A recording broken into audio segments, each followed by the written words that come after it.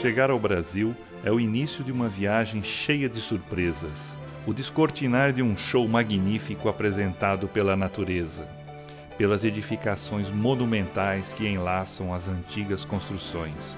Cenário perfeito para vivenciar em toda a sua grandiosidade a mais ampla expressão do belo, os prazeres e as maravilhas que surgem, uma após a outra, em uma sequência estonteante.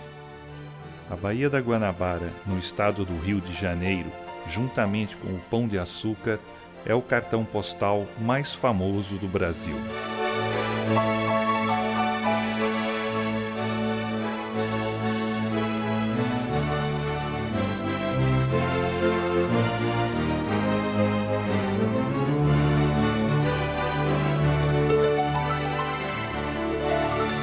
Uma longa faixa de areia, onde se edificam arranha-céus, delimita as montanhas e o mar, límpido, azul claro. Morros ao redor da cidade abrigam as favelas, que se tornaram uma cidade dentro de uma outra. Donas de sua própria arquitetura, exibem um colorido que, visto à distância, remonta a uma pintura impressionista, contrastante em estilo com a cidade de concreto, circundada pela imensidão do mar e das montanhas verdes.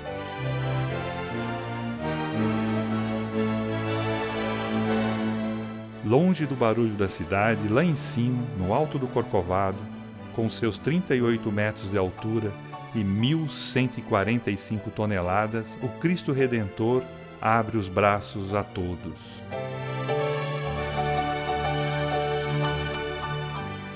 Construída em mármore, esta estátua foi doada pelos franceses e consagrada com todas as honras em 1931, e foi neste lugar que, em 1980, o Papa João Paulo II abençoou a cidade.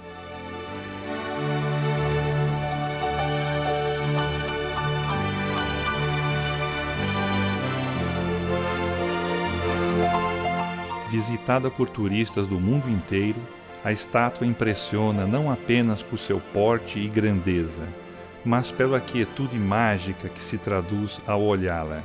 Há quem diga que ela toca o céu.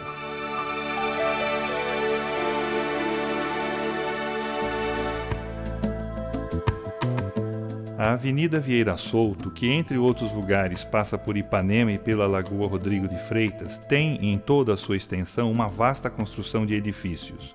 Logo cedo é possível ver gente caminhando apenas pelo prazer de desfrutar a beleza da vista e a suavidade da brisa, bem diferente da agitação dos dias de jogos no Maracanã, maior estádio de futebol do mundo.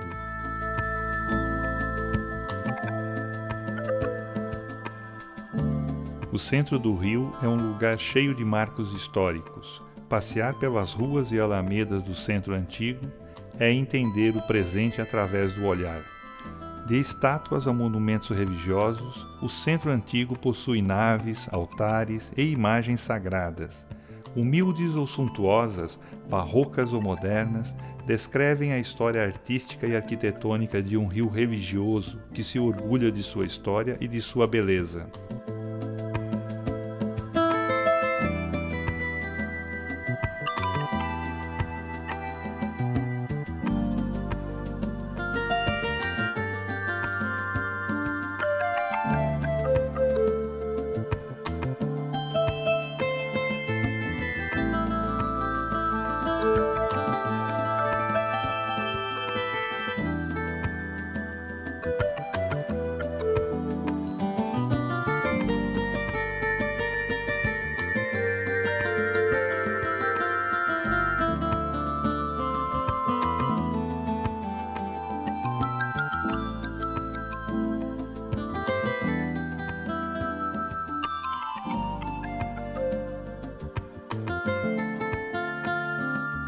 A mais importante referência do centro é a Igreja da Candelária, que se impõe pelo estilo neoclássico de sua fachada, pelo interior de traços barrocos, além da excelente localização geográfica, cuja construção foi o pagamento de uma promessa feita durante uma tempestade pelo comandante de um navio, devoto de Nossa Senhora da Candelária.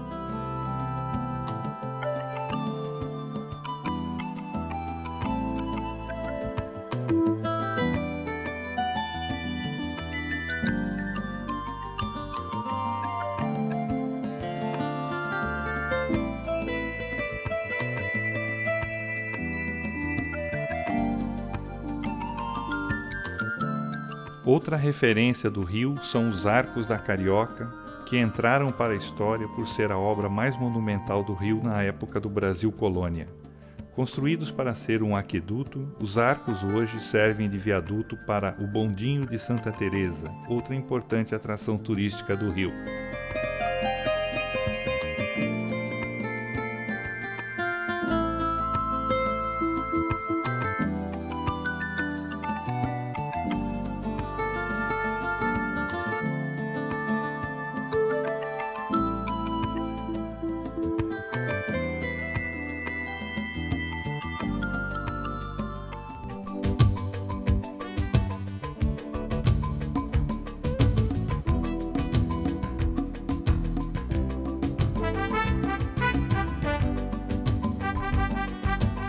A praia é o ponto de encontro de todos os cariocas.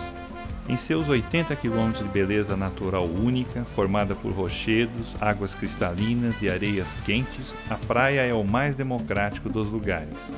Recebe a todos em qualquer hora do dia e todos a visitam pelo menos uma vez por dia para caminhar, encontrar os amigos, tomar banho de sol e nadar.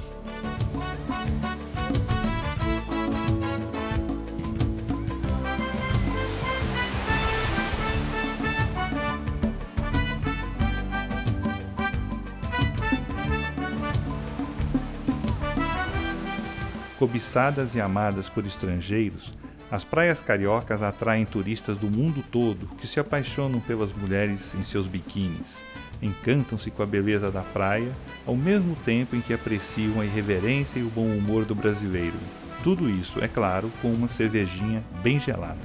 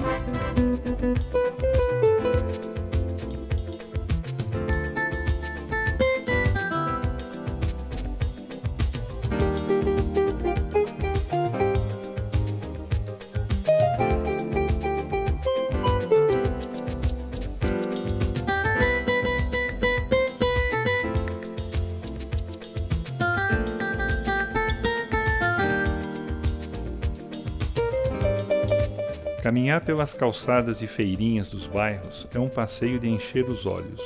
A cultura do povo escancara-se na arte e no artesanato popular e traduz-se nos mais variados souvenirs confeccionados com os mais diversos materiais, tendo em comum apenas a beleza e o capricho da confecção. Há ainda a opção de lembranças extraídas da natureza, lascas de pedra, penas de aves, semente de plantas, todos eles trabalhados e incrementados com beleza ímpar.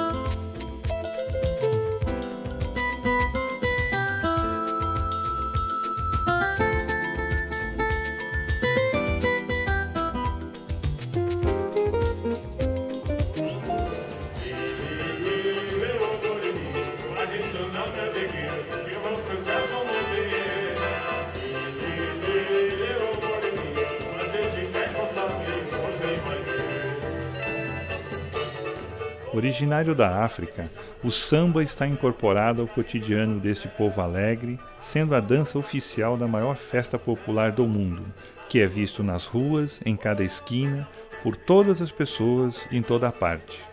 Pobres, ricos, crianças, jovens, adultos e idosos, todos têm o ritmo do carnaval no sangue e encontram-se para dançar o samba, sem qualquer distinção de raça, classe social ou credo.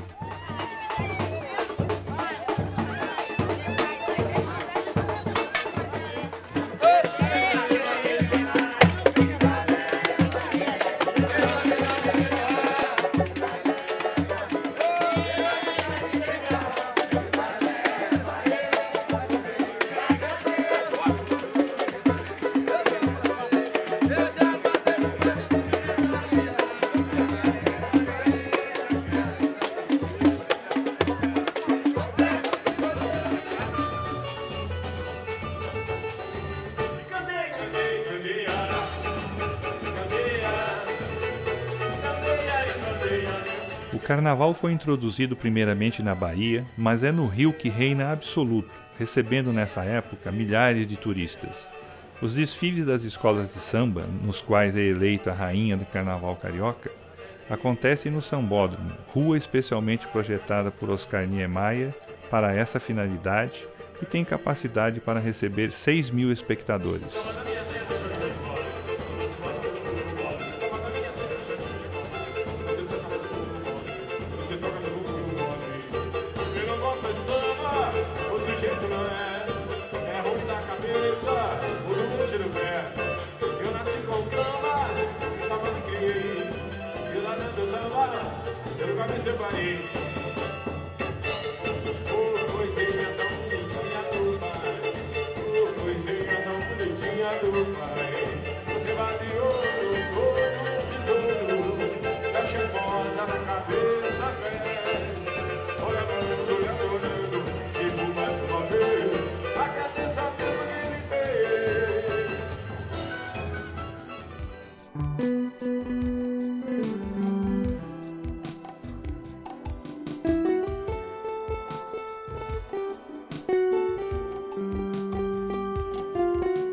O anoitecer no Rio é o prelúdio para outra festa que acontece diariamente para celebrar a alegria de viver.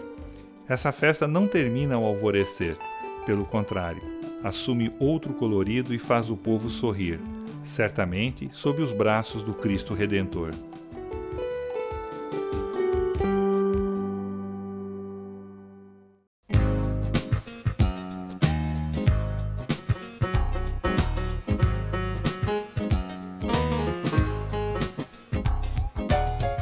Estar em São Paulo é naturalmente estar com pressa e assumir o ritmo frenético paulistano, mas é muito mais do que isso, é estar perto do maior e do melhor.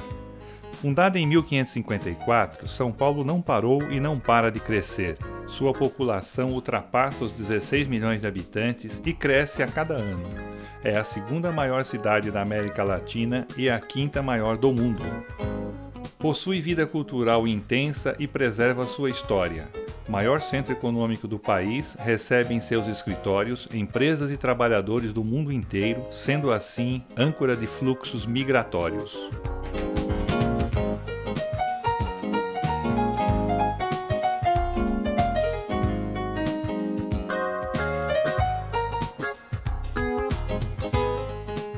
São Paulo recebe indistintamente todos que vêm em busca de oportunidades, sendo importante não apenas para os que aí vivem, mas fundamental para todo o país, bem como para o Mercosul. A razão de toda essa grandeza e a maior beleza de São Paulo é indiscutivelmente o seu povo, formado por uma verdadeira pluralidade de etnias. Povo trabalhador e ambicioso que põe o trabalho em primeiro lugar por entender que é este que leva ao progresso e ao crescimento. Estar em São Paulo é estar em várias cidades dentro de uma só. É acompanhar a transformação constante numa reconstrução interminável, cercada pelo trânsito intenso e pelos barulhos de uma cidade que não pode parar.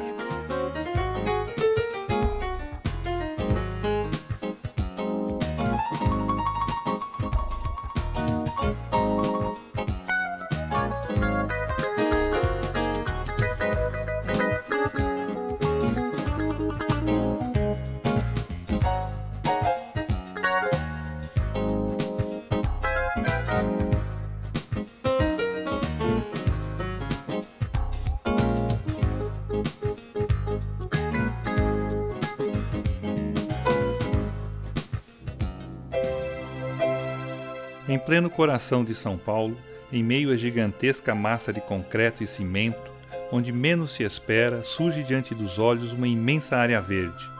É o Parque Tenente Siqueira Campos, conhecido pelos paulistanos como o Parque Trianon, lugar preferido por aqueles que desejam meditar ou simplesmente descansar um pouco. Quem vive em São Paulo precisa desses momentos para renovar as energias e seguir acompanhando o ritmo frenético da cidade.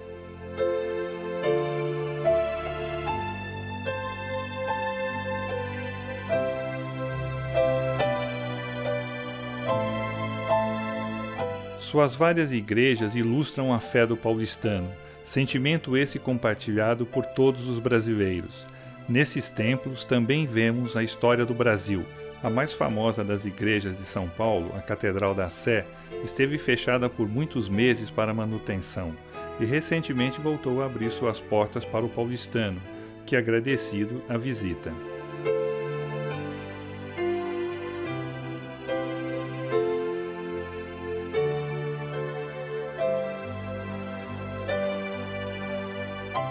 São Paulo é assim, o lugar das oportunidades. Oportunidade de ver inclusive uma exposição de fotografia, pintura ou escultura, bem ali, no caminho para o trabalho, no hall das estações de metrô, tudo muito rápido, enquanto se faz uma ou várias outras coisas.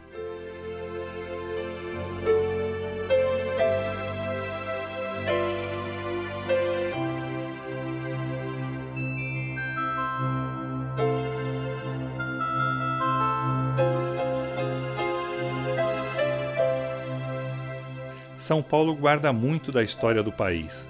O bairro do Ipiranga, onde está localizado o mais famoso museu da história da independência do Brasil, foi o cenário para o Grito da Independência, quando o Brasil proclamou sua independência de Portugal. Essa época, apesar de preservada a sua memória, ficou para trás, e como o objetivo do paulistano hoje é outro e muito árduo, os momentos de lazer são preciosos.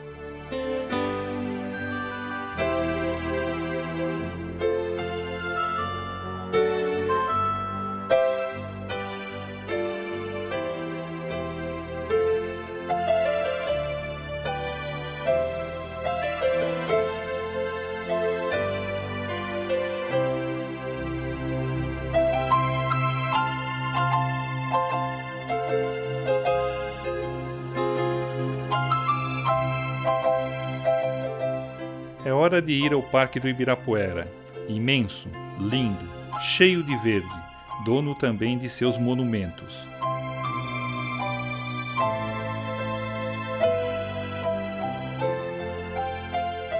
O paulistano vai até lá para caminhar, fazer exercícios, andar de bicicleta e descansar. É desta forma que é celebrado o final de mais uma semana, cheia de trabalho e correria.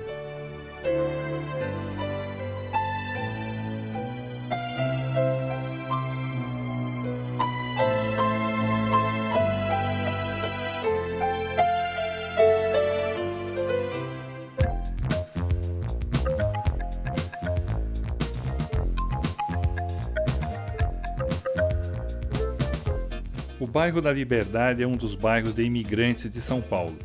De origem japonesa, é comum ver nos produtos expostos à venda uma etiqueta em português e outra em japonês. É o bilinguismo de um bairro dentro de uma cidade que abriga muitas outras nações. São os italianos do Bexiga, os libaneses da 25 de Março, os judeus do Bom Retiro e muitas outras espalhadas por aí.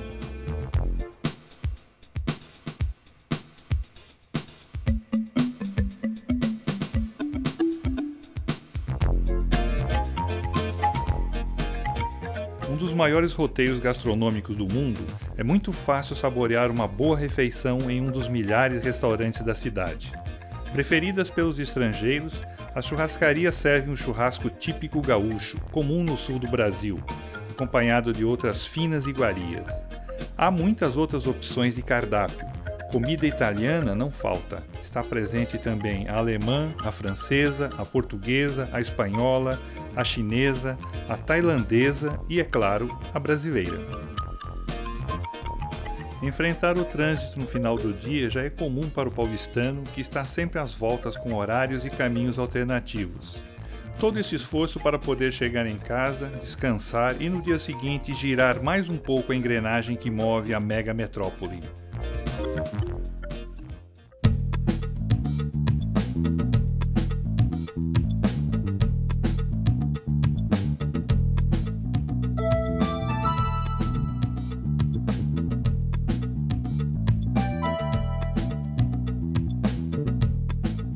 O caminho para Foz do Iguaçu, no estado do Paraná, é dos mais extasiantes.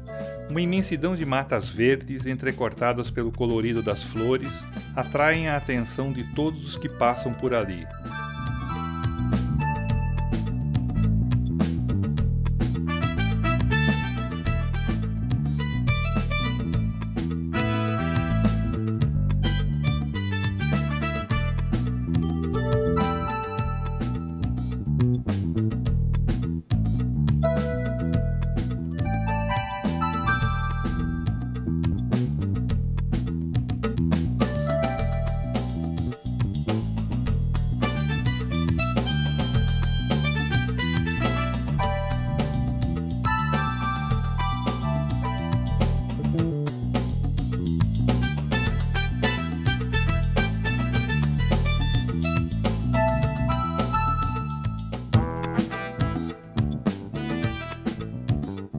Em Iguaçu estão localizadas as fronteiras de Brasil, Paraguai e Argentina, demarcadas pelo rio Iguaçu, cuja nascente encontra-se no estado do Paraná. Iguaçu faz fronteira com Puerto Iguazú, na Argentina, e Ciudad del Este, no Paraguai, sendo a cidade paraguaia o maior centro econômico e comercial da fronteira. Poucos lugares no mundo oferecem a oportunidade de se conviver com tantas etnias e diversas culturas harmoniosa e simultaneamente. Nesse lugar, admiramos a beleza da natureza e a força do homem.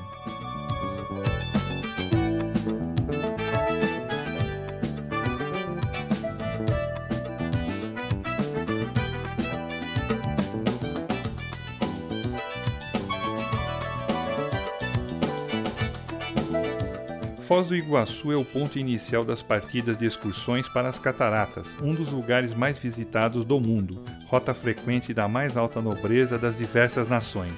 Para fazer jus aos visitantes, a cidade ocupou-se em propiciar infraestruturas com o que existe de melhor. São hotéis, bares e restaurantes do mais alto nível, todos envolvidos no atendimento ao turista.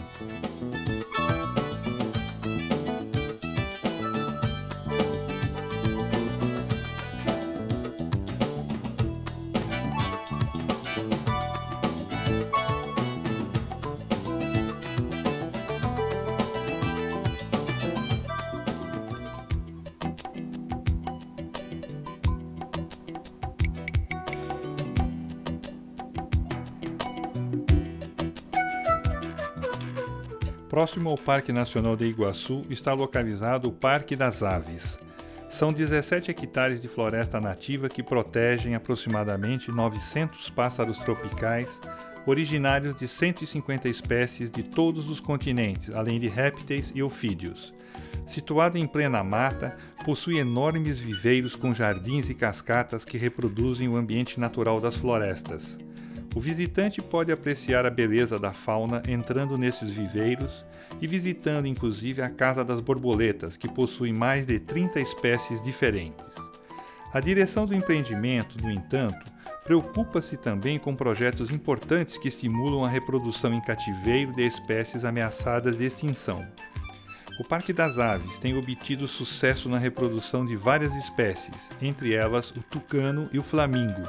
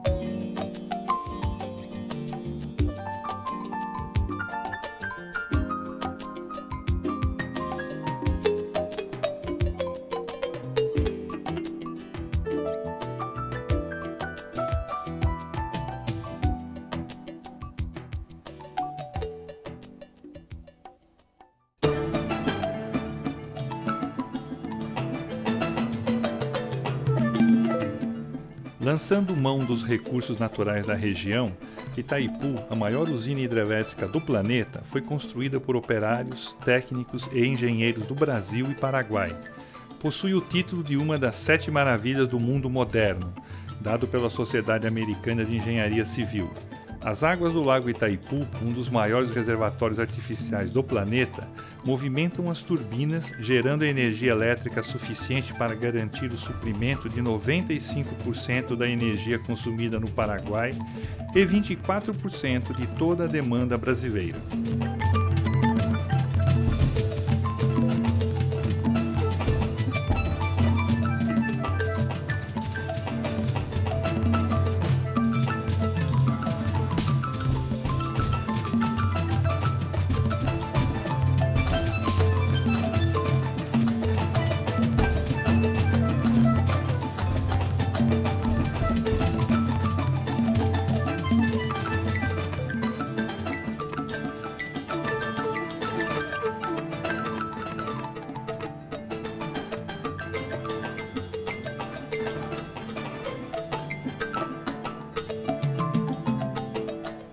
Iniciamos a construção em 1975, terminamos em 1982 a construção civil.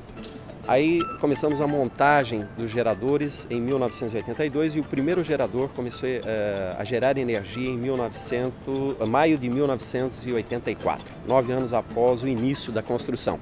E assim sucessivamente foram sendo montados os geradores, o último, que é o 18º, foi inaugurado em maio de 1991. Portanto, 16 anos de construção e montagem. Itaipu hoje tem 18 geradores, cada um com a potência instalada de 700 mil kW, que dá uma potência total de 12 milhões e 600 mil kW. Estamos montando mais 2 geradores. O projeto é de 20 geradores. Nós montamos 18, hoje estamos montando mais 2, e que vai subir essa potência de 12 milhões e 600 mil kW para 14 milhões de kW.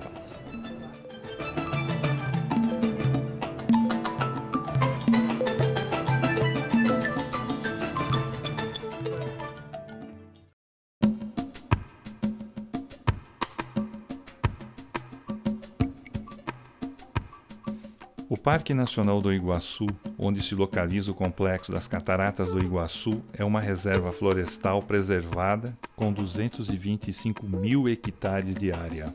Localizado no extremo oeste do Paraná, seus domínios avançam para a região de Misiones, na Argentina, sendo inclusive a última grande concentração de mata atlântica no sul do Brasil. É adornado por muitas espécies de orquídeas e bromélias, além de uma diversidade riquíssima de fauna, sendo inclusive o coati o animal escolhido para ser o símbolo de Foz. Sua história remonta ao ano de 1542, quando o capitão espanhol Álvaro Núñez Cabeça de Vaca chegou às cataratas, denominando-as Santa Maria. Sua expedição abriu caminho para a civilização europeia e as missões jesuítas. Em 1888, a região recebeu uma nova onda de migração, ajudando-a em seu desenvolvimento. Naquele tempo, as cataratas já eram famosas por sua beleza. Em 1916, Alberto Santos Dumont, o brasileiro inventor do avião, encantado com a beleza do que via, pediu ao governo brasileiro que tornasse as terras em volta das cataratas de domínio público. Logo depois se criava a reserva. Em 1939, criou-se o Parque Nacional do Iguaçu, que em 1986 recebeu da Unesco o título de Patrimônio Natural da Humanidade, o que ampara e protege definitivamente não apenas o parque, mas também as cataratas do Iguaçu.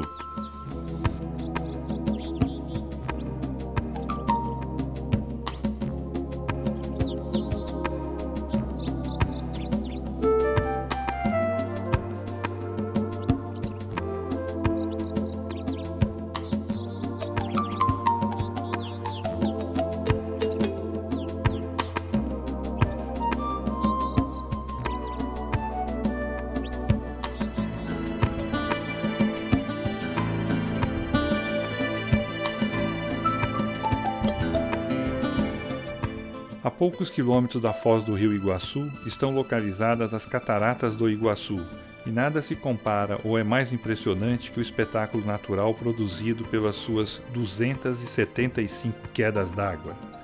Elas cativam por tudo, pelo tamanho, pelo volume de água e pela forte correnteza. As cataratas do Iguaçu podem ainda ser o palco para aventuras radicais que nada têm de comum. A surpresa do inesperado realmente acontece depois da aparente tranquilidade, interrompida pelo surgimento de corredeiras.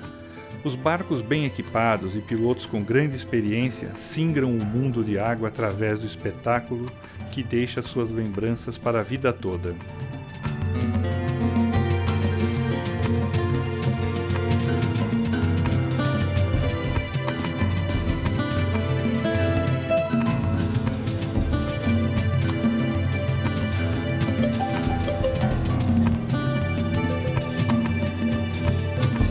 Na língua tupi, Iguaçu significa grande água, e o termo não poderia ser mais apropriado. As imensas quedas d'água começaram a se formar cerca de 200 milhões de anos atrás, devido a profundas mudanças geológicas pelas quais passou o planeta. Em Iguaçu, essas transformações formaram um cânion pelo qual escorre o rio Iguaçu. A Garganta do Diabo é o maior salto do conjunto, sendo que do seu lado esquerdo está a margem brasileira e à direita a margem argentina. A quilômetros de distância pode-se ver a nuvem de vapor provocada pela quantidade de água que cai nessa cratera.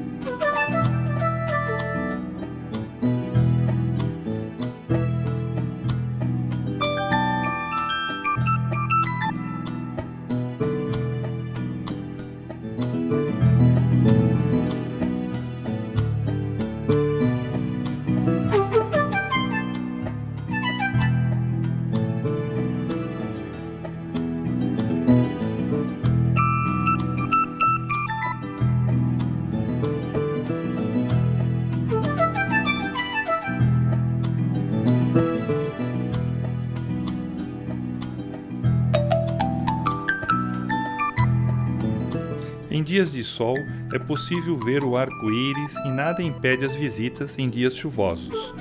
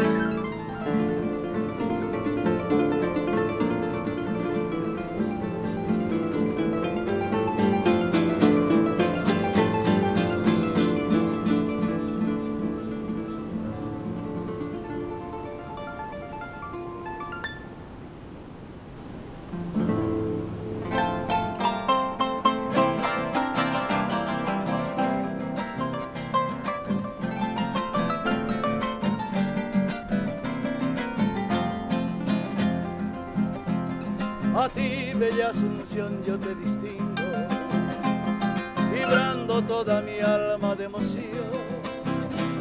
Yo soy dulce Asunción, igual que un hijo que quiere darte un beso en su canción.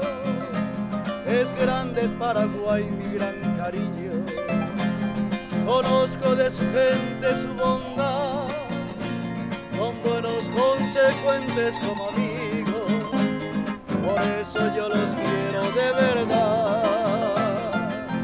Asunción del Paraguay, capital de mis amores, tus naranjos y tus flores, los recuerdo sin igual. Paraguay de mi querer, en mis días de erramundo, que corría por el mundo, yo de ti me enamoré.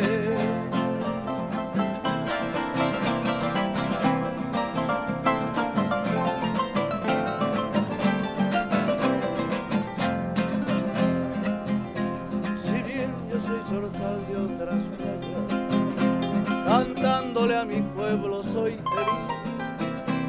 Le canto donde quieras que yo vaya, canciones con nostalgias guaraní, oh suelo de mi líricas quimeras, oh tierra de esperanza y de amor, tus calles, tus mujeres, tus burreras, me llenan de ternura el corazón.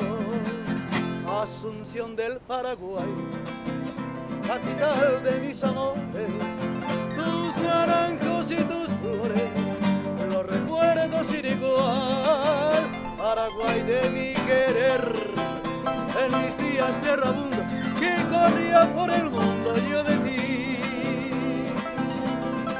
me enamoré.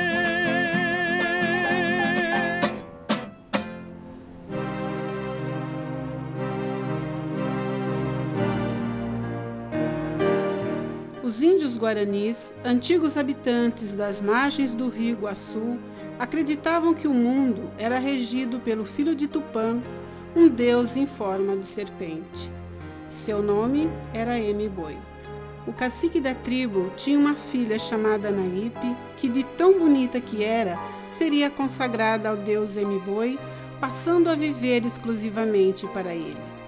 Entre os índios havia, porém, um belo guerreiro chamado Tarobá, que se apaixonou perdidamente por Naípe e não se conformava com a consagração de sua amada ao filho de Tupã.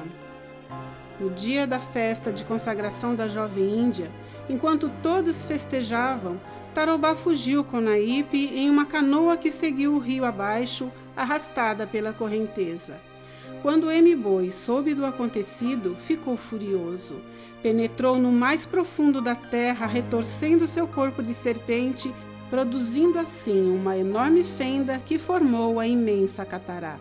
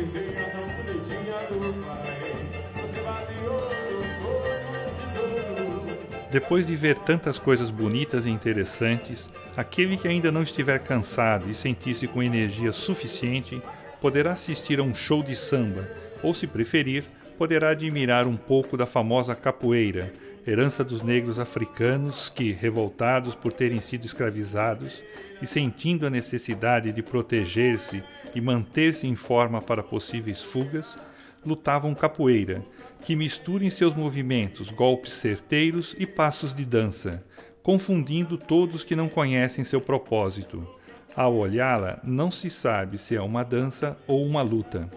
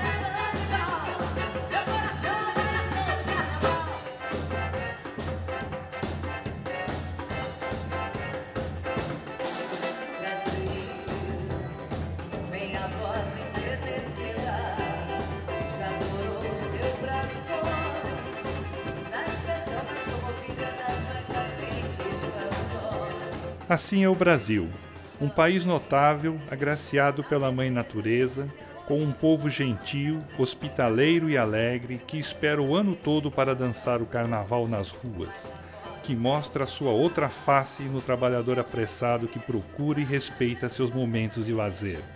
É o mergulho em uma floresta cheia de água e de mistérios, onde as vendas são preservadas com a certeza de que amanhã brilhará o sol, e com ele o arco-íris brindará a humanidade.